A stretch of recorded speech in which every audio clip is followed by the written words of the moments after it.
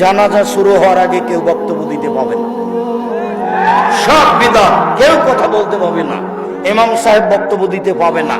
শুধুমাত্র ইমাম সাহেব বলতে পারেন, শোনেন এই ছেলে, তুমি তোমার বাপের বড় ছেলে তাই না, তুমি সালাম দিয়ে বলো ঋণ লেনদেন থাকলে আমাকে বললে আমার বাপের জিম্মেদার আমি দিয়ে দেব।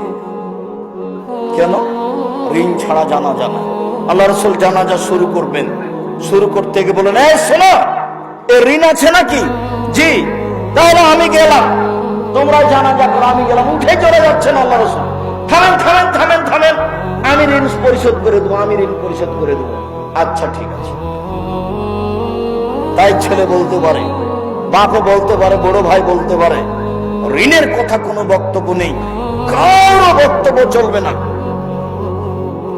ইমাম সাহেব কাতার সোজা করতে বলবেন, আজান নয়, ইকামত নেই, কাতার সোজা করতে বলে আল্লাহু আকবার বলে হাত উঠিয়ে জানাজা শুরু করবেন। 4 তাকবীরের জানাজা। সালাম ফিরে লাশ নিয়ে যাবেন। মাথা আগে না পা আগে বিবেচনার প্রয়োজন নাই, আগে বিবেচনা করলে বিদআত হবে। 4 জন ঘাড়ে করে লাশ নিয়ে যাবে, মধ্যে নামাতে হবে, এটাই বিদআত।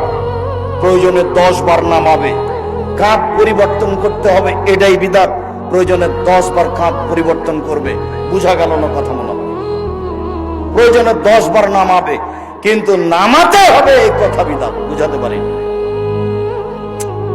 বুঝাতে পারলাম না? প্রয়োজনে নামাতে হবে।